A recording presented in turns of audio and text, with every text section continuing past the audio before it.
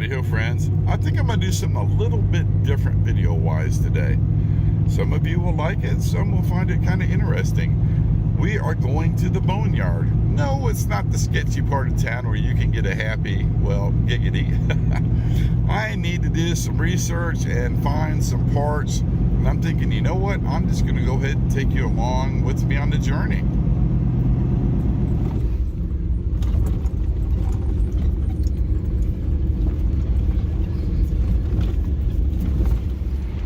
Fun fact, 40% of the tools in this box I found here. And we're definitely going to need this little guy today. That thing is freaking heavy. Looks like I came on the perfect day because they are currently rotating the inventory. They're going to take them cars there, put them out on the line, and they're crushing that one there. And the section I need is here. Down there, and the place is pretty darn big. This is a family-owned yard too, so they don't gouge you on the pricing. Let's go that direction and see what I can find. This motor looks to be in pretty darn good condition.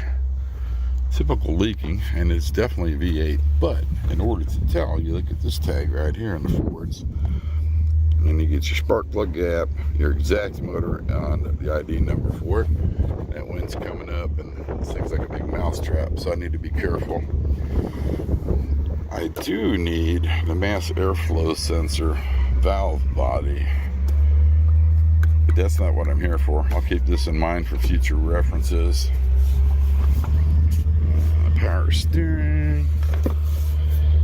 That vacuum line looks good. Mine's kind of wore out. I might come back and grab the, oh, they've done the mod, so there's a problem with the vacuum system here. This is for your, well, it works though. This is for your heater in the winter time. It turns the water flow on. Oh, they've done some serious mods to this little guy. Motor might not be as good as I think. Okay, we need to move right along. I'll keep this vehicle in mind for future reference. There's a lot of good parts on here though. In fact, the plug wires don't look bad either. No.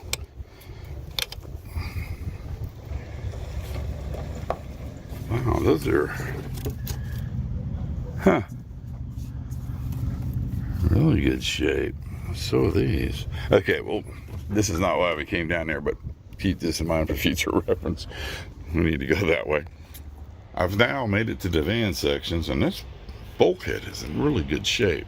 Those things are expensive. You could probably get that here for 50 to 100 bucks, depending on who's working up front. What I'm looking for is in the van, I'm having a problem with the vacuum system not working. I'm thinking it's the canister, I'm not sure. So what I'm doing out here is I'm going, oh, that's a brand new sensor. O2 sensor. Oh, look at that. Oh well. Anyway, so I'm trying to figure out why. This is the wrong year van, but since they've got the dash completely freaking tore apart, I can see what's going on. And from the bypass to the vacuum line here, that's going up to the all the doors for the heater and air conditioning. But I can't see up at the top. Mine's different. It has different valves right here. But this one has a different type of, see, that's the main vacuum line that's supposed to go to this heater box or whatever you want to call it. There's the bypass they did. That's the line.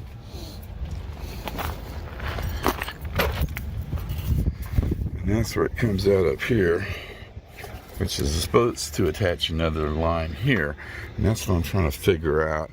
Unfortunately, this is the wrong year. Let's go on down and see if we can find the right year.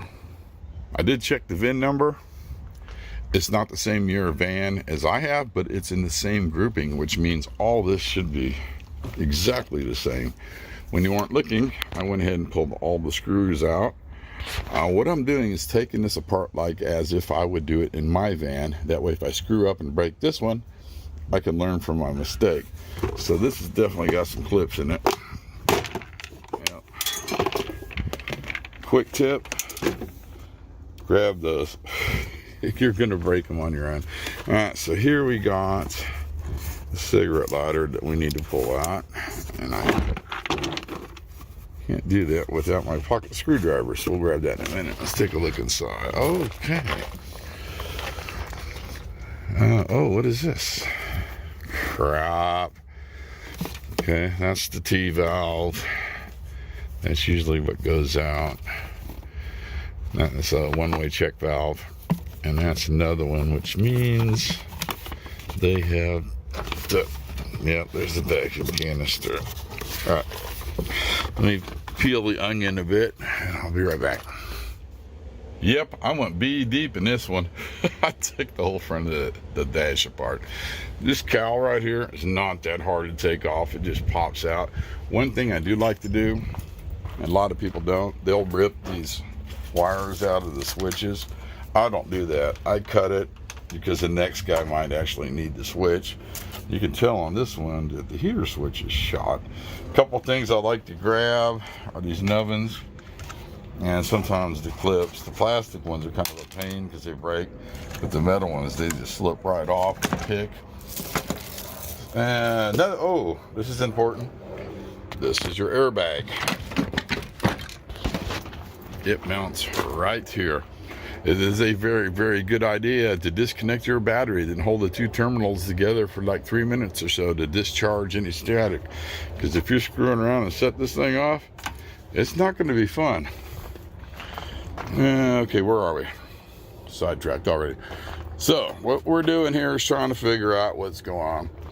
This is not a factory vacuum canister. And what these do is they hold pressure inside of them. When you accelerate your motor and it loses vacuum, that way that these vents will stay open because they're all run by vacuum lines. I decided to just take everything apart and see what's going on. Well, there's the bypass switch. Is that any good? No. It looks like it's starting to melt too. Yeah, all right, let's leave that alone. I'm getting sidetracked. So I pulled all the hosing out of the vacuum tube so I can see exactly what's going on. So I don't think any of these vacuum lines are broken line. I could take this, but I don't know.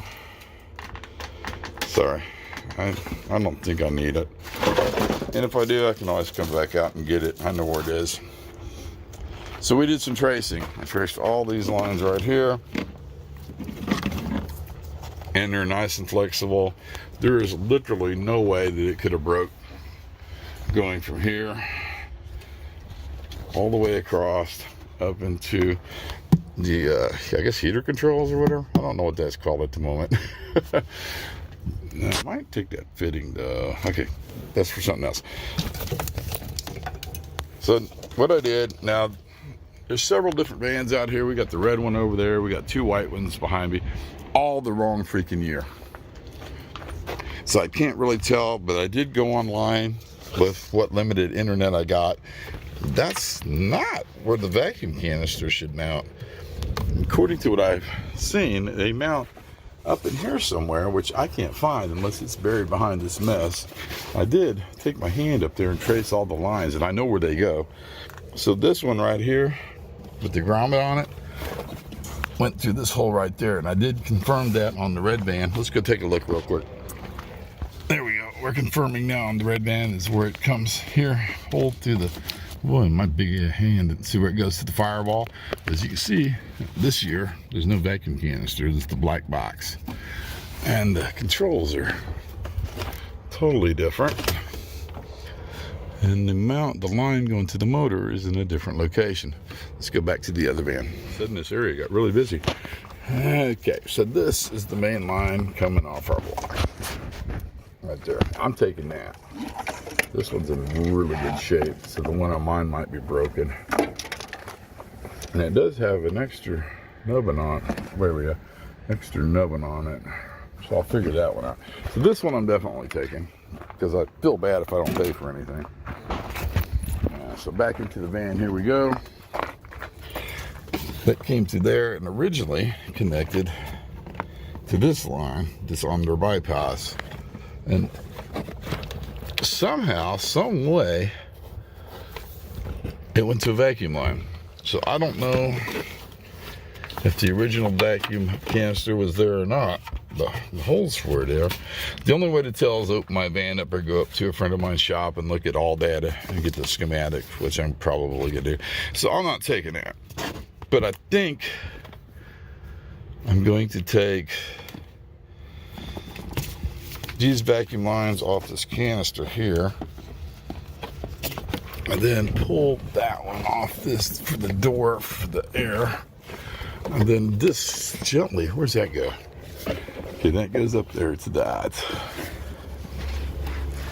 Splits down to this. Okay, so I think, see, that's, don't make sense. There should be a vacuum canister there. Not unless it's hidden. Oh well. I will take that little guy there, which I'm going to need a tool for maybe. Let's see if I can get it.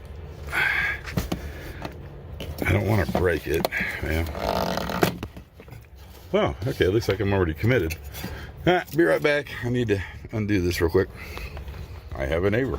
Anyway, I went ahead and pulled this out real easy, which went to there, which went up there. Then I said, what the heck? This was only one freaking screw. And I went ahead and grabbed it. It just popped right off. So I'm going to take this whole mess, this mess here, and maybe, nah, I think that's going to be it. We'll look around and see if there's another van this year to confirm that that's not where to go. Well, freaking lost it. What is that? Nothing I need. All right. But that's not the factory vacuum canister, but I don't think it is. So let's grab all this stuff and get out of here and go hunt around and see what I can find. This, right, yeah, I'd say right there is the end of the van section. Then we get into some other stuff. We get to trucks, heavy duty trucks. Same down there. And over to specialty vehicles. I think we're gonna cut through here and start making our way back up to the front. There's one more thing I want to look for, and I find it, I'll let you know. Let's take a look at the spoils. So all this stuff here, you can buy it cheap at the automotive store. Not a big deal. But this piece here, this factory controller for your HVAC from Ford, will cost you anywhere from $100 to $150. So with all this stuff I got, including the factory bent vacuum lines, there's a total of, I don't know if you can see it, about $7. What does it say? $6.89. Yeah, about $7 for all that. I'm thinking I'm doing good on time. I haven't got the finger too dirty. From where I'm at right now, there's 4 more boneyards, and I know one I want to check out. I think you guys will find real interesting just for the heck of it. You can barely see it, but we're not more than 4 miles from where we were, and there's another boneyard. The one we're going to is over in that complex.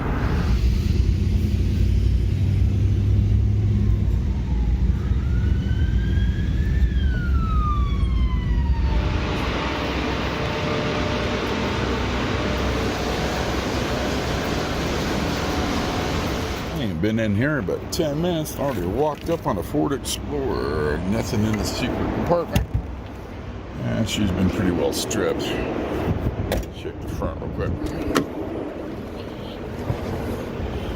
Yeah, oh, console's in good shape. Yeah. All right, I'll give you a little bit of history of this place once we get outside. There's a lot of people roaming around, but this is a huge freaking facility.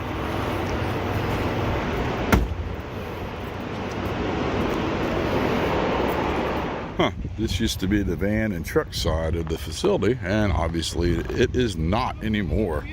So I guess we're going to go back through. Let me give you a quick history of this location. This was originally Armco Steel. Ooh, let's go over here and look at this one real quick. Armco Steel, one of the 4th, I think, largest plants in the U.S. When we were kids, we could sit on top of the roof and watch them pour steel at night because it would make the sky glow a weird amber color. Oh, that's a Jeep. And of course they shut it down, and I'm going to try not to get political, but ship all our scrap overseas, get it remanufactured, and ship it back. And we had a perfectly good steel mill right here. And this facility is just a very small portion of the whole network. It saddens me a little bit. I knew people that used to work out here. Okay, let's go check this next section. Oops. I found the truck section, so the vans should not be too far away. There's one down here. Oh, just before you ask, you do have to sign a waiver before you come in here and pay a small fee. It's like $3, not a big deal. And of course, get your stamp. And I wonder how many of you are still watching. If so, leave it down in the comment section. That we are currently looking at a Cobra limited edition Ford.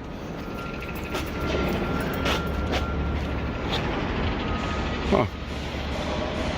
Okay, nope, we're not going to do that. Let's figure out what year it is. Let's see. Nope, this is a 95. Not going to fly. Oh well. Not very much in the way of Ford vans on this side. I've seen a lot of Chevys and Dodges. What's that? Maybe a Sprinter? I don't know. Okay, let's go out here real quick. I want to show you something. So you see that brand new facility they built over there? You see the stuff it's coming off that? That's the recycling center. See them collecting it?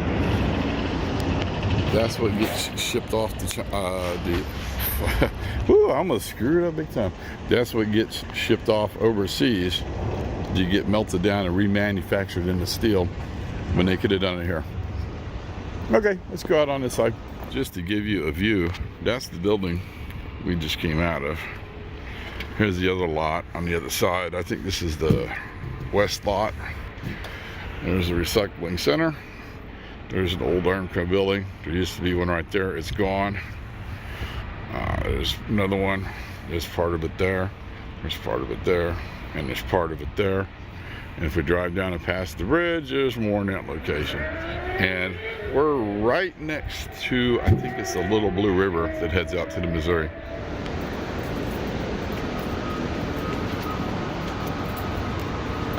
Here's a kind of a better look at this side where the Armco used to be. The building around the back is old, somewhat old, new, and new. And then over there, those are new.